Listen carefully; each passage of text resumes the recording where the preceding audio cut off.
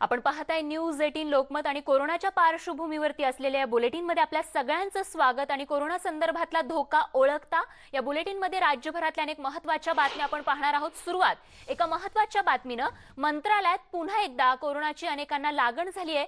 महसूल विभागातील 8 कर्मचाऱ्यांना कोरोनाची लागण झाली आहे। तर एकाच विभागातील इतके कर्मचारी कोरोना बाधित आढळल्यानं मोठी खळबळ उडाली असून महसूल विभागातल्याच आणखीन 7 ते 8 लोकांना ताप आणि थंडीची लक्षणं देखील जाणवत आहेत। त्यामुळे आता या सगळ्यांच्या कोरोना टेस्ट केल्या जाणार आहेत। आणि या संदर्भात आमच्या मुंबईच्या प्रतिनिधी प्रणाली कापसे आपल्याला अधिक माहिती देत आहेत। प्रणाली, मुंबईतल्या मंत्रालय परिसरामधल्या या कोरोना रुग्णांची जी माहिती आहे ती आत्ताच थोड्या वेळापूर्वी पुढे आलेली आहे। त्यामुळे या संपूर्ण परिसरामध्ये एक मोठी खळबळ माजलेली आहे। अतिशय महत्त्वाचा विभाग आहे। येत्या थोड्या दिवसातच अधिवेशनसुद्धा होणार आहे। त्या पार्श्वभूमीवर सुद्धा अनेक प्रकारची तयारी केली जाते आणि त्या तयारीसाठी म्हणून सगळे अधिकारी वेगवेगळ्या लोकांना भेटत असतात किंवा अधिकाऱ्यांच्या सुद्धा वेगवेगळ्या बैठका होत असतात। आणि त्या पार्श्वभूमीवर इतक्या महत्त्वाच्या विभागातल्या 8 अधिकाऱ्यांना अशा पद्धतीनं कोरोनाची लागण होणं ही एक धक्कादायक माहिती पुढे येते आहे। आणि त्यामुळे कुठे ना कुठे संपूर्ण मुंबईमध्ये पुन्हा एकदा खळबळ माजलेली आपल्याला बघायला मिळते।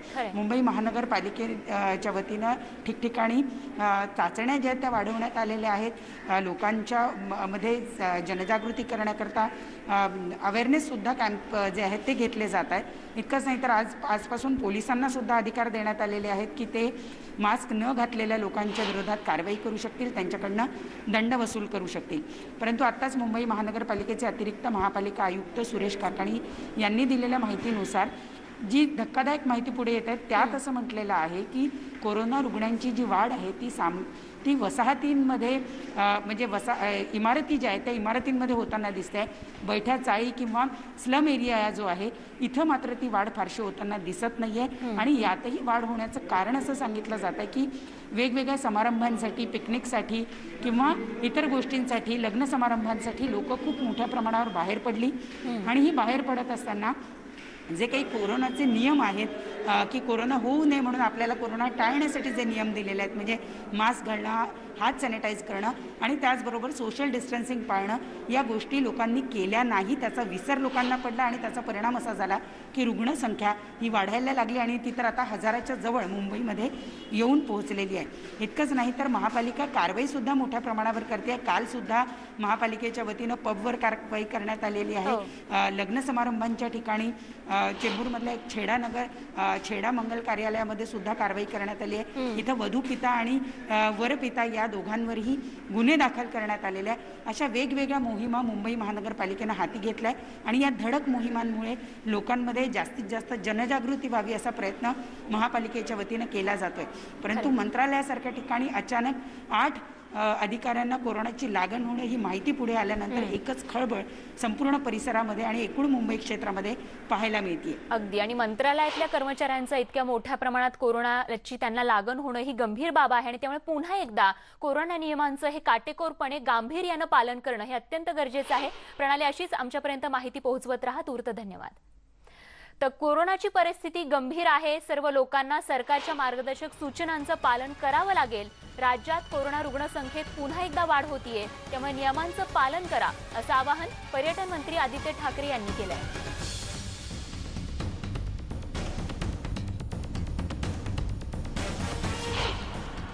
आता मुंबई पोलीस सीट बेल्टसाठी आपल्याला फाईन करतात किंवा हेल्मेटसाठी असतात, तसंच मास्क घालणं हे गरजेचं आहे। आणि हे काही त्यांच्यासाठी करत नाही, हे आपल्या सुरक्षिततेसाठी करतात। मला वाटतं सगळ्यांचं सहकार्य केलं तर परत एकदा कोविडला आपण आटोक्यात आणू शकू। मध्यंतरी एक थोडी बातमी होती की अरे माइल्ड कोविड होऊन गेला, पण आज मी बातमी वाचली की माइल्ड कोविड ह्याचे साईड इफेक्ट आपल्या 3 महिन्यांनंतर जाणवायला लागतात। आणि कोविड हा कसा हलतोय, कुठून कोणाला होतो हे अजूनही कोणाला तसं कळलेलं नाही आहे। लस हातात आली आहे पण अजूनही फ्रंटलाईन वर्कर्ससाठी आहे। तर मला वाटतं आजपासून पुन्हा एकदा आपण जर स्वतःकडे लक्ष दिलं आणि मास्क घालायला सुरू केलं, हात स्वच्छ ठेवले, अंतर पाळलं तर ही परिस्थिती हाताच्या बाहेर जाणार नाही आणि प्रत्येकजण स्वतःची जबाबदारी घेऊन फिरेल। बातमी उस्मानाबादमधून। उस्मानाबादमध्ये मुख्यमंत्र्यांचे आदेश धुडकावत शेतकऱ्यांचं आंदोलन सुरू करण्यात आलेलं आहे। तेरणा सहकारी कारखाना सुरू करण्यासाठी ढोकी या भागात शेतकऱ्यांचं हे आंदोलन करण्यात येत आहे। या आंदोलनात हजारो शेतकरी सहभागी झाले। दरम्यान या ठिकाणी मास्क न घालताच सहभागी झालेल्या आंदोलक शेतकऱ्यांनी सोशल डिस्टन्सिंगचा नियम देखील पायदळी तुडवल्याचं बघायला मिळतंय.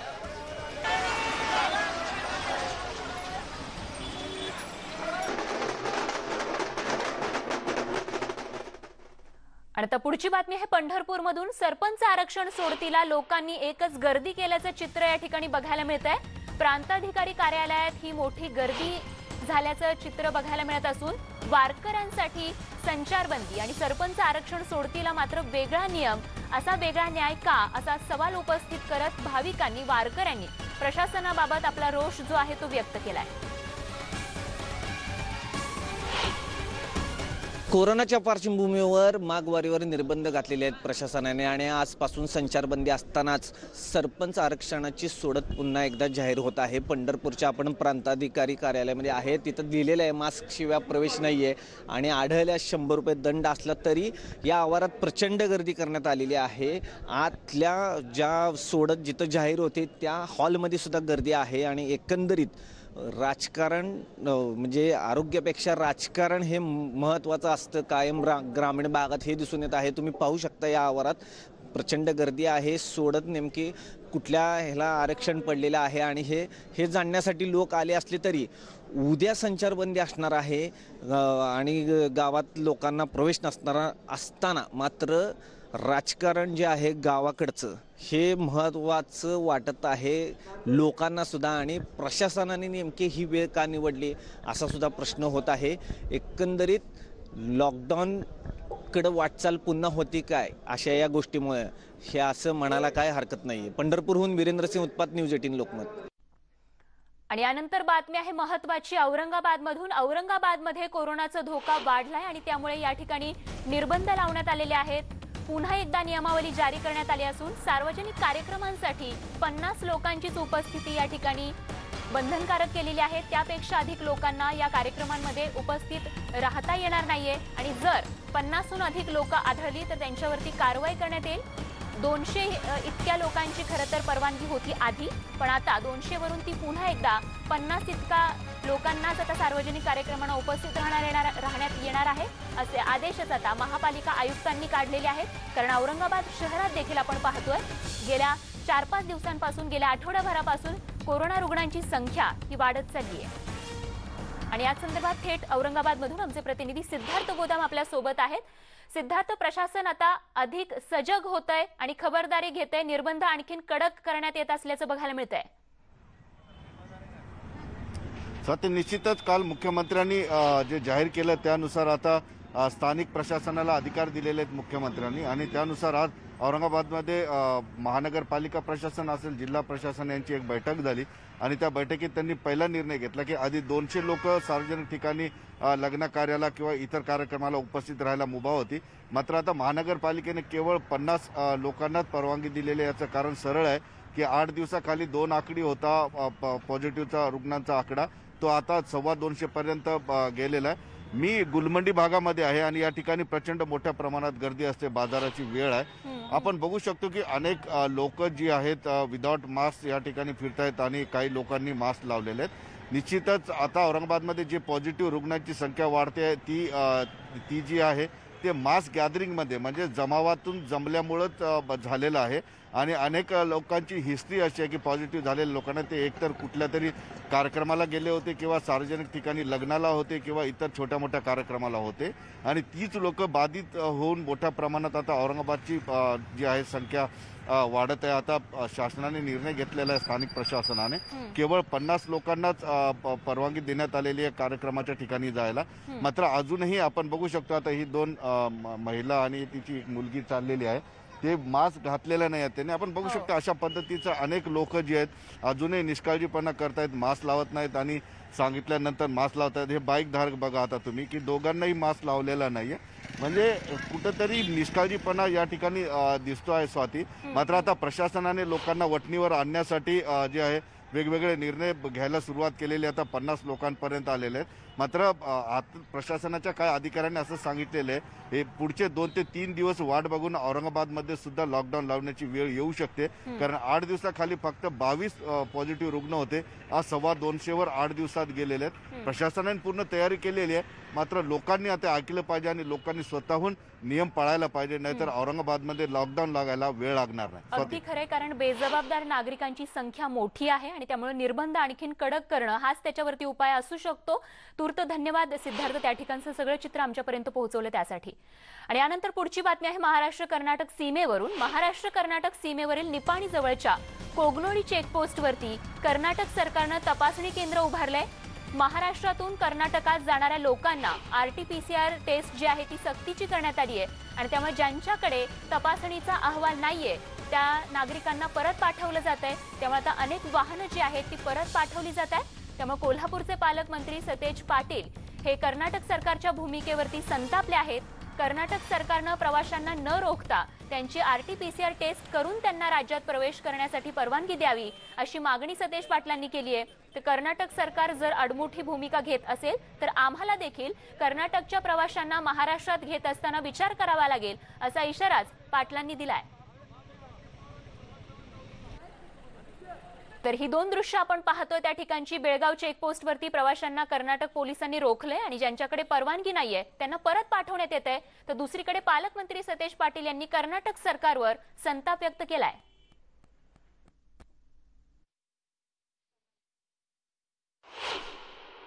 कर्नाटकनं मला वाटते दुसऱ्यावर ढकलण्यापेक्षा स्वतः ती जबाबदारी घेतली पाहिजे आणि त्यांच्या हद्दीत आल्यानंतर त्यांनी तिथं RT-PCR टेस्ट घेऊन त्यांना क्वारंटाईन केलं पाहिजे 7 दिवस.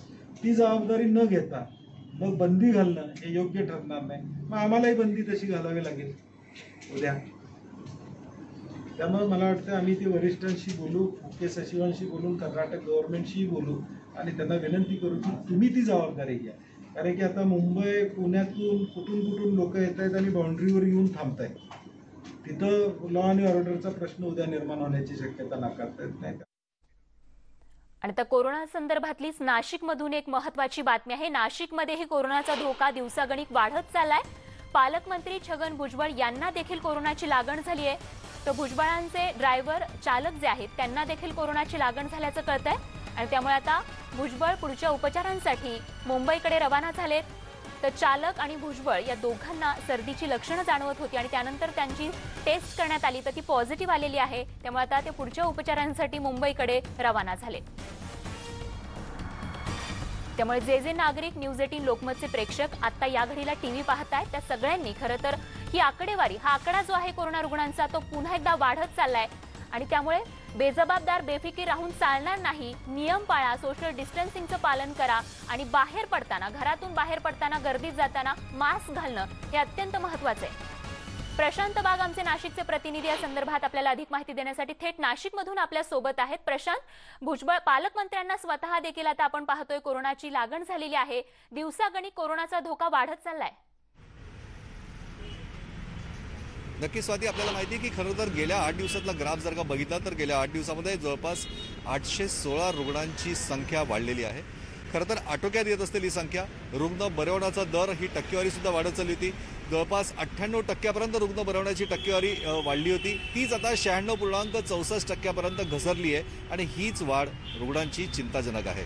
पालकमंत्री छगन भुजबळ यांनी सुद्धा ज्या मॅरेथॉन बैठका काल घेतल्या, या बैठकांमध्ये सुद्धा त्या सगळ्यांना आवाहन सुद्धा त्यांनी केलं की अखेर तुम्ही सुद्धा टेस्ट करून घ्या. भुजबळांना तर कोरोनाचा प्रादुर्भाव झाला, आणखीन याचबरोबर त्यांचे चालक संतोष म्हणून त्यांनाही प्रादुर्भाव झाला. अधिक उपचारासाठी भुजबळ मुंबईला रवाना झाले. थोड्याच वेळात ते मुंबईला पोहोचताय. यानंतर डॉक्टरांशी कन्सल्ट करून त्या ठिकाणी पुढची उपाययोजना सुद्धा करणार आहे. भुजबळ दाखल होतात का तेही बघणं महत्वाचं आहे. पण सगळ्यात महत्वाचं हेच आहे सगळ्यात शेवटी की माझी जबाबदारी हा शब्दाचा मंत्र जरी मुख्यमंत्र्यांनी दिला तरी प्रत्यक्ष नाशिककर त्याचं पालन करतोय का? आपण बघितलं तर नाशिकमध्ये सोशल डिस्टन्सिंगचा पूर्णपणे फज्जा उडालाय. खरं तर अवघ्या 25-30 रुपयाचा मास्क वापरायला काहीच हरकत नाही, पण त्या मास्कचा वापर सुद्धा न करण्याकडे लोकांचा कल हा अधिकाधिक वाढतोय. मास्क हा शोभेची वस्तू असल्यासारखा खिचात ठेवला जातो किंवा नाकाच्या खाली घेतला जातो. हे जोपर्यंत बंधनं नीट व्यवस्थित पाळले जाणार नाही तोपर्यंत कोरोनाचा प्रादुर्भाव आटोक्यात येणं हे जरा अवघड दिसून येत आहे. की बाहेरगावची जितकी वाहनं येतात त्यांना जरी संचारबंदी आज रात्रीपासून लागू होते, त्यांना प्रवेश बंदी नसली तरीही 8 दिवसामध्ये पूर्णपणे आढावा घेतला जाणार आहे आणि यानंतर शाळा, कॉलेज, महाविद्यालय म्हणजे जे सुरू ठेवायचे का पुन्हा एकदा लॉकडाऊनचा नियम त्यांना लागू करायचा यावरचा पुन्हा एकदा आढावा घेतला जाणार आहे. आवश्यकता आहे गांभीर्याने घेण्याची, कारण सगळ्यात शेवटी कोरोनाचा प्रादुर्भाव रोखणं हे प्रत्येक सर्वसामान्य नागरिक त्याच्याच हातात आहे. स्वाती. अगदी खरे प्रशांत, धन्यवाद. नाशिकमधली ही परिस्थिती आमच्यापर्यंत पोहोचवली त्यासाठी. आणि त्यामुळे कोरोनाचा धोका पुन्हा एकदा वाढतोय, त्यामुळे कृपया नियमांचं पालन करा आणि स्वतःची काळजी घ्या. आणि यानंतर आता आमच्या खास कार्यक्रमासंदर्भात बायजूस यंग जीनियस बद्दल, एखाद्या जीनियसची ओळख ही खरं तर त्याच्या बालवयातच होत असते असं म्हणतात. आणि असे जीनियस त्यांच्या बालवयापासूनच त्यांच्या क्षेत्रात उत्तम कामगिरी दाखवणं सुरू करतात. नेटवर्क 18 देखील अशाच काही जीनियस मुलांना आपल्या भेटीला घेऊन येते. बायजूस यंग जीनियस मध्ये गेल्या आठवड्यात आम्ही तुम्हाला 6 वर्षांच्या ऋषी सोबत भेट घडवून दिली होती आणि त्याचा IQ हा 180 आहे. तर यासोबतच भारतातील सर्वात कमी वयाच्या राष्ट्रीय नेमबाज अभिनवची सुद्धा आम्ही भेट घडवून आणली होती. यावेळी त्यांचा उत्साह वाढवलाय सरदार सिंग आणि गगन नारंग यांनी. बघूयात त्याचीच एक खास झलक.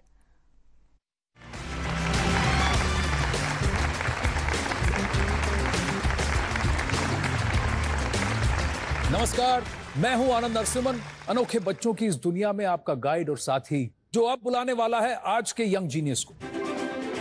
My name is Rishi Shivpri. I live in Bangalore. I am 6 years old. You develop apps. You know science and technology. Why are these vitamins so important? They help in healthy body function. What does vitamin A do? Vitamin A helps you get better eyesight. जब वो 3 साल का था तो उसका interest toward science, technology, universe, cloud, we were more surprised to understand, like how he is getting into all these interests. जी. And he used to narrate also. मैं आपसे एक सवाल पूछता हूँ, क्या आप बता सकते हैं कि सृष्टि में कितने तरह के ग्रीन कलर हैं? 4-5 तरह के. 4-5? हाँ. 10? How many shades of green are there in nature? 255. हमारे आज के दूसरे यंग जीनियस से जब कोई पूछता है कि वो जीनियस क्यों है, तो वो सीधा गोली चला देते हैं. मेरा नाम है अभिनव श्राव. मैं आसनसोल वेस्ट बंगाल से हूँ. मैं 12 साल का हूँ और मैं 10 मीटर एयर राइफल में यंगेस्ट गोल्ड मेडलिस्ट हूँ. जब स्टार्ट करते हैं तो पिस्टल आपका काफी एक्सपेंसिव रहता है. पिस्टल ज्यादा एक्सपेंसिव नहीं रहता है, पर राइफल बहुत एक्सपेंसिव रहता है. अच्छा. तो अभिनव, जब भी राइफल की जरूरत हो, I am just a phone call away, I will get you a new rifle.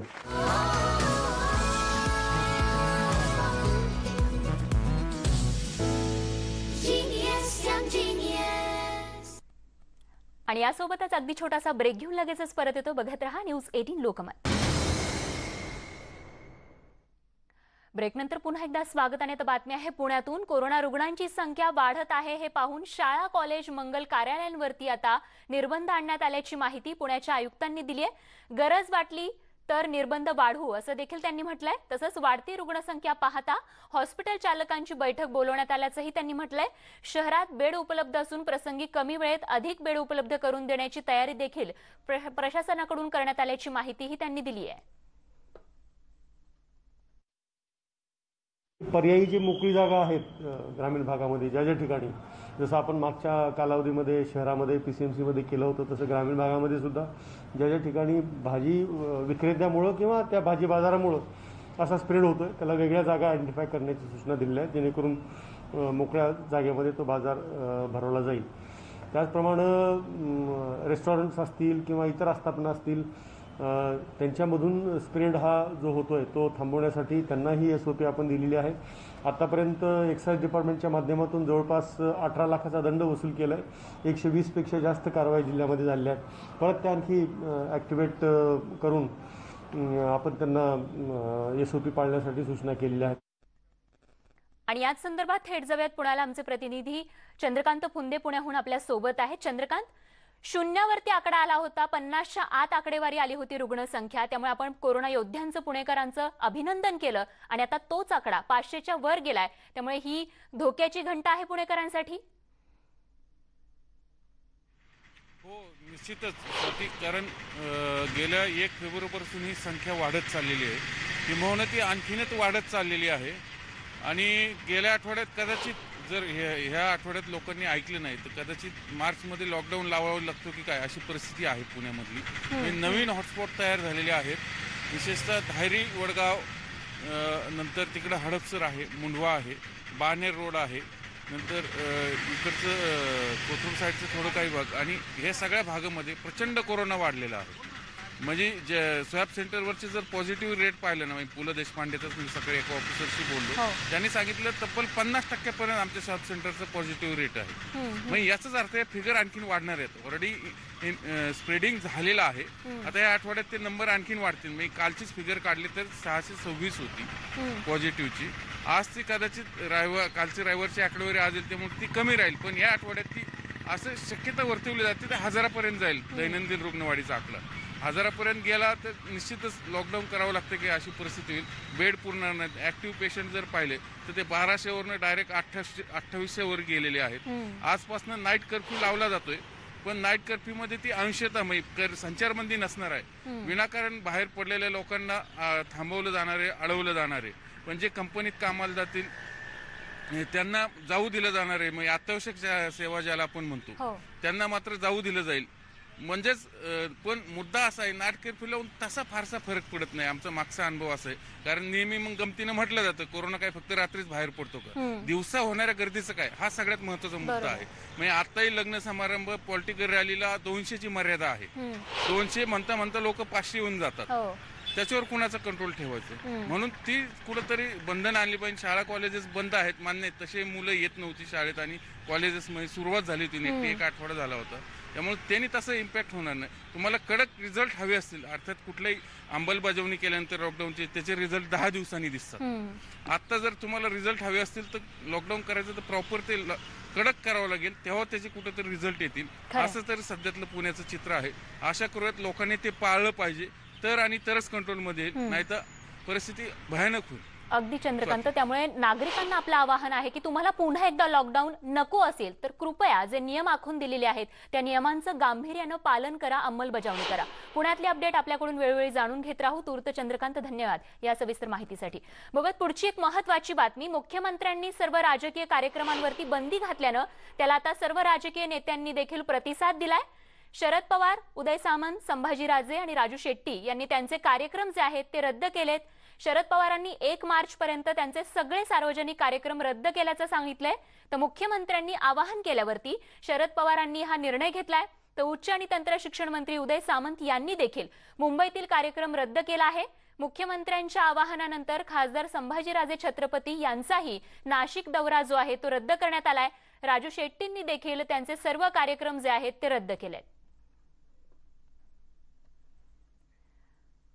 आणि आता बातमी आहे विदर्भातून. विदर्भात मोठ्या प्रमाणात कोरोना रुग्णांचा शिरकाव होत असल्यानं प्रशासनानं बुलढाणा जिल्ह्यात संचारबंदी जाहीर केली आहे. जिल्ह्यातील प्रतिष्ठानं, दुकानं, जीवनावश्यक वस्तू सोडून सर्वच दुकानं संध्याकाळी 5 नंतर बंद राहतील असे आदेश जे आहेत ते देण्यात आलेत. त्यामध्ये शेगावच्या गजानन महाराज मंदिराचाही समावेश आहे, कारण मंदिर बंद करण्याचाही निर्णय या ठिकाणी घेण्यात आलाय. त्यामुळे भाविकांचा हिरमोड झालाय. तर मोठ्या प्रमाणात भाविक इथे दर्शनासाठी येत असतात, परंतु आता मंदिर बंद करण्यात आल्यामुळे भाविकांचा पुरता हिरमोड झालाय. तर काल जिल्ह्यात 301 तर आज 350 कोरोना पॉझिटिव्ह रुग्ण आढळल्यामुळे मोठी खळबळ उडाली आहे. जिल्हा हा हॉटस्पॉटकडे वळतोय आणि त्याचमुळे ही खबरदारी जी आहे ती प्रशासनाच्या वतीनं घेण्यात आली आहे आणि नियमांचं पालन करा असं वेळोवेळी आवाहन जे आहे ते देखील प्रशासनाकडून करण्यात येत आहे. काल आम्ही विचार केला की प्रवासामध्ये थकलो असणार तर दुसऱ्या दिवशी जाऊन आपण दर्शन घेऊया, पण आमचं दुर्भाग्य म्हणा किंवा पुढच्या वेळी परत बोलावा आमचा आहे देवाकडून असं समजा, गजानन महाराजकडून, की काल संध्याकाळी मुख्यमंत्र्यांनी घोषणा केली की सगळे देवळं वगैरे बंद करण्यात यावे कारण करोनाचा खूप प्रादुर्भाव वाढत चालला आहे. तरी आज सकाळी आम्ही आलो. वाईट वाटते की एवढं लांबून येऊन पण आम्हाला दर्शन नाही भेटलं. हरकत नाही, पुढच्या वेळी परत येऊ. गजानन महाराजांचा बोलावा असेल तर आम्ही नक्की येऊ. तिकडे अहमदनगर जिल्ह्यातही कोरोना बाधितांचा आकडा पुन्हा एकदा वाढत आहे. जिल्ह्यातील संगमनेर, कोपरगाव, राहाता, राहुरी, अहमदनगर शहर आणि तालुक्यात मोठी रुग्णवाढ होताना दिसतीये. शिर्डीमध्ये साईबाबांच्या दर्शनाला, शनिदेवाच्या दर्शनाला दररोज हजारोंची गर्दी होत असते. तर गावगावचे आठवडे बाजार, बाजारपेठा, दुकानं, लग्नकार्य, सभा, मेळावे, अंत्यविधी अशा सगळ्याच ठिकाणी नागरिक अगदी निर्धास्तपणे वागताना दिसतायत. आणि याच संदर्भात राहाताच्या तहसीलदार आणि आरोग्य अधिकाऱ्यांशी बातचीत केली आमचे प्रतिनिधी हरीश दिमोटे यांनी. शिर्डीची काय परिस्थिती आहे? शिर्डी मंदिर सुरू झाल्यानंतर मोठ्या प्रमाणावर जे भाविक आहे त्यांची येण्याची संख्या सुरू झालेली आहे. भाविक जरी मुक्कामी थांबत नसले तरी आपल्याकडे फ्लोटिंग पॉप्युलेशनचं प्रमाण मोठ्या प्रमाणावर आहे. सद्यस्थितीत आपल्याकडे ज्या खाजगी लॅब आणि सरकारी आपण जे टेस्टिंग करतो आहोत त्याची ICMR पोर्टलवर एंट्री होते, ती माहिती आपल्याकडे आहे. परंतु जे घरीच उपचार घेत आहेत किंवा ज्यांना कुठलेही लक्षणं नाही परंतु घरीच थांबलेले आहे त्यांची संख्या आपल्याकडे नाही आहे.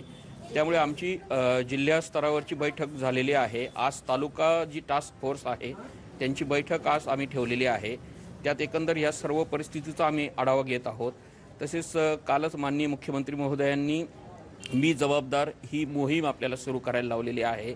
तर त्याच माध्यमातून आम्ही सर्व नागरिकांना सांगतो आहे की जसं शासनाने आपल्याला 8 दिवसाचा आता वेळ दिलेला आहे, 8 दिवसात जर परिस्थितीवर नियंत्रण आलेलं नाही आहे तर जसं काल माननीय मुख्यमंत्री महोदयांनी सांगितलं आहे की 8 दिवसानंतर संपूर्णतः लॉकडाऊन किंवा पुढील काय परिस्थिती आहे त्याचा विचार घेऊन निर्णय घेणार आहे.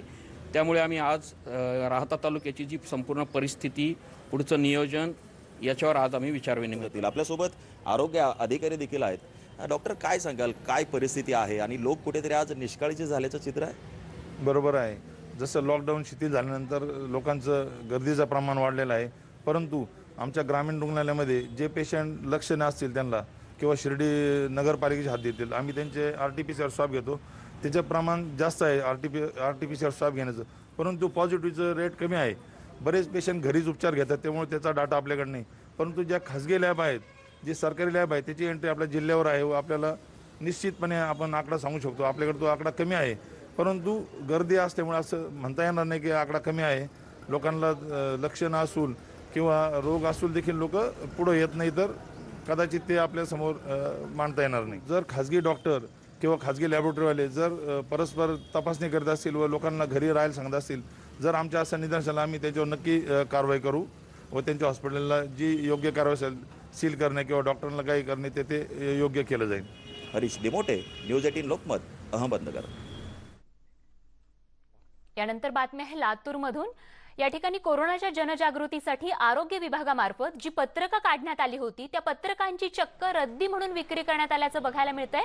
शासनानं करोडो रुपयांचा खर्च करून कोरोना प्रतिबंधक दशसूत्री नावानं हजारो पत्रकं जी आहेत ती आरोग्य विभागामार्फत छापली होती. मात्र मधल्या काळात कोरोनाचा प्रभाव कमी होताच ही छापण्यात आलेली सर्व पत्रकं चक्क रद्दी म्हणून विकण्यात आली आहेत. आणि आता या पत्रकांचा वापर लातूर शहरातले पान टपरी चालक जे आहेत ते चक्क मावा आणि सुपारी बांधण्यासाठी करतायत.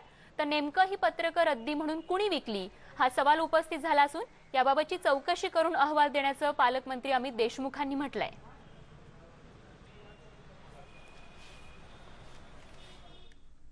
बातमी आहे मालेगावमधून. मालेगाव शहर परिसरातही कोरोनानं पुन्हा एकदा डोकं वर काढायला सुरुवात केली आहे. इथे ऍक्टिव्ह रुग्णांची संख्या ही 214 झाली असून दररोज रुग्ण वाढत असल्यामुळे नागरिकांमध्ये चिंता वाढली आहे. तर कोरोनाचा पुन्हा उद्रेक होऊ नये यासाठी आता पालिका प्रशासनानं काय तयारी केली आहे याच संदर्भात मुख्य आरोग्य अधिकारी आणि उपायुक्तांशी बातचीत केली आमचे प्रतिनिधी बब्बू शेख यांनी. मालेगाव शहरात कोरोनाने पुन्हा डोकं वर काढलं आहे. इथे रोज आता नवे रुग्ण आढळून येत आहे. त्याच्यामुळे नागरिकांची चिंता वाढली आहे. प्रशासनही सतर्क झालेलं आहे. काय काय उपाययोजना केल्या जाते माझ्यासोबत बोलण्यासाठी महापालिकेचे आरोग्य अधिकारी आहेत आणि उपायुक्त साहेब आहेत. त्यांच्याकडून जाणून घेऊया काय काय उपाययोजना केल्या जाते. मॅम काय सांगा, किती पेशंट आहे? आणि मालेगाव शहरात मागच्या आठवड्यापासून परत पेशंटने डोकं वर काढायला सुरुवात केली आहे. आजपर्यंत असं वाटत होतं की मालेगावातून आता कोरोना संपुष्टात येईल असं वाटत होतं, पण आता सगळीकडे ज्याप्रमाणे वाढतोय त्याचप्रमाणे मालेगाव शहरातही वाढायला लागला आहे. तर रोजचे जवळपास 20-25च्या आसपास पेशंट यायला लागलेत आणि त्याप्रमाणेच लोकांची टेस्टिंग आपण करून घेतोय आणि कॉन्ट्रॅक्ट ट्रेसिंग पण हे चालू आहे.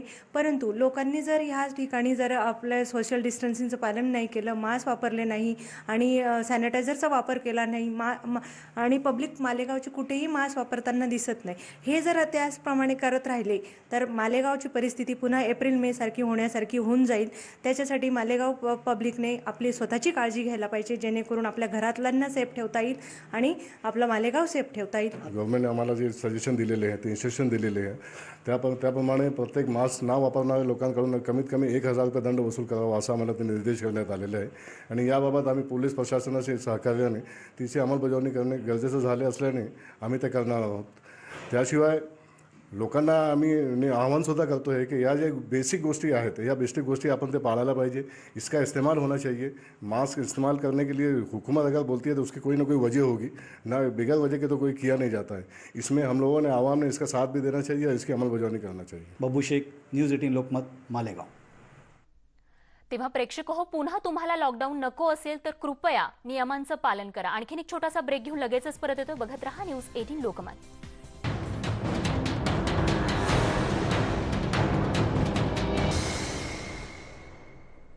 आपण पाहत आहे न्यूज 18 लोकमत. कोरोनाच्या पार्श्वभूमीवरती बातमी आहे अकोल्यातून. अकोल्यात देखील आता कोरोनाचा प्रादुर्भाव मोठ्या प्रमाणात वाढत असल्याचं चित्र आहे. त्यामुळे कोरोनाचे रुग्ण वाढत असल्यानं अनेक निर्बंध या ठिकाणी पुन्हा एकदा लावण्यात आलेत. तर अकोल्यामध्ये नेमकं सध्या या घडीचं काय चित्र आहे जाणून घेणार आहोत. आमचे अकोल्याचे प्रतिनिधी या संदर्भात आपल्याला त्या ठिकाणची माहिती देणार आहे. तर स्वतःचीच जबाबदारी आहे कोरोनाला दूर लोटणं आणि त्यासाठी कोरोनाला दूर ठेवायचं असेल तर निश्चितच जे नियम आहेत गेल्या वर्षीपासून गेल्या 11-12 महिन्यांपासून खरं तर जे नियम आपण या ठिकाणी ज्या नियमांची चर्चा करतोय आणि ज्या नियमांचं पालन करून आपण जवळपास कोरोनाला संपवलं होतं तो कोरोना आता पुन्हा एकदा आलाय आणि त्यामुळे पुन्हा एकदा कोरोनाला गांभीर्याने घेण्याची वेळ आली आहे. कुंदन जाधव जोडले गेलेले आहेत अकोल्यातून. कुंदन, अकोल्यामध्ये सध्याचं काय चित्र?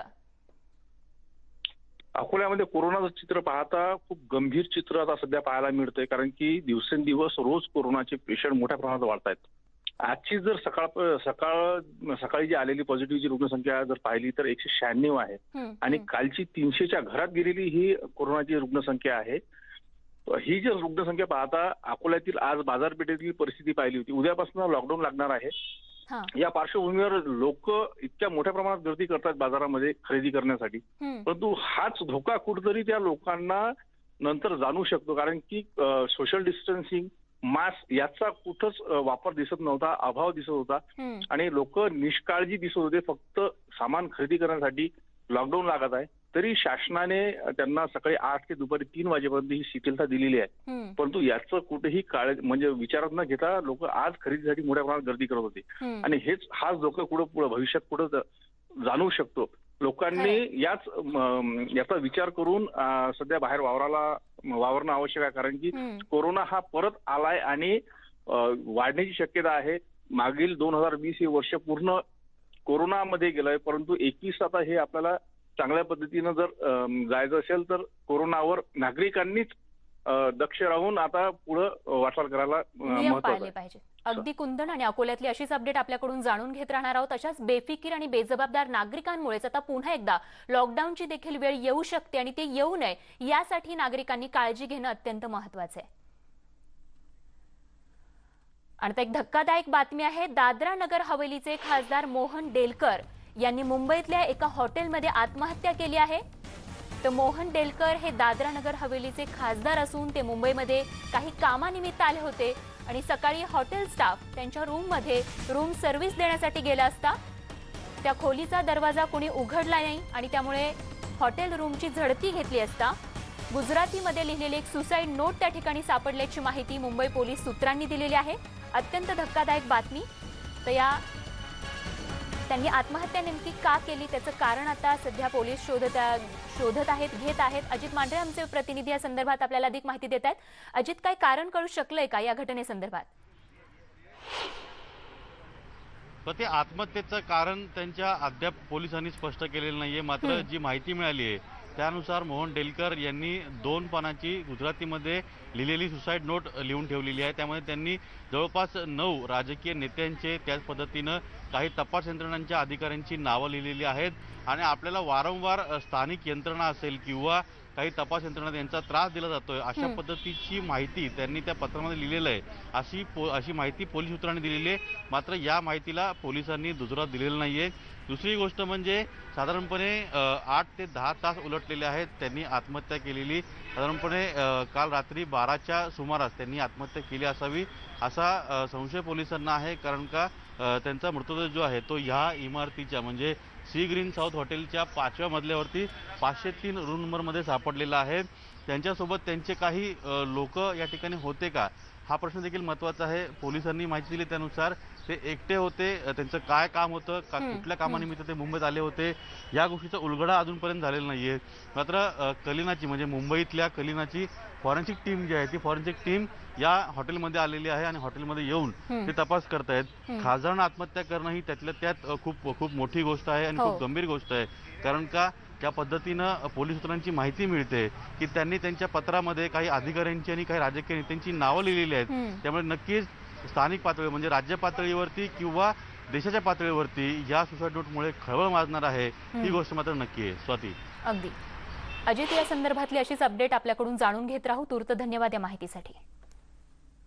नंतर बघूयात पुढची बातमी आहे वाशिम मधून. उद्या संजय राठोड पोहरादेवीत जाणार आहेत आणि पोहरादेवीचं दर्शन घेऊन ते पूजाच्या आत्महत्येप्रकरणी ते स्वतःचं मत जे आहे ते व्यक्त करणार आहेत. पूजा चव्हाण आत्महत्येप्रकरणी महाराष्ट्रभर चर्चा सुरू असताना आता राठोड आपली भूमिका मांडणार आहेत. त्यामुळे ते काय बोलतात याकडे सगळ्यांचं लक्ष लागून राहिलेलं आहे. तर या ठिकाणी राठोड येणार यासाठी मोठी गर्दी होणार होती, परंतु आता कोरोनाच्या पार्श्वभूमीवरती तिथल्या महंतांना देखील आदेश जे आहे ते नोटीस जी आहे ती देखील देण्यात आलेली आहे. कारण गर्दी करायची नाहीये असं या नोटिशीमध्ये म्हणण्यात आलंय.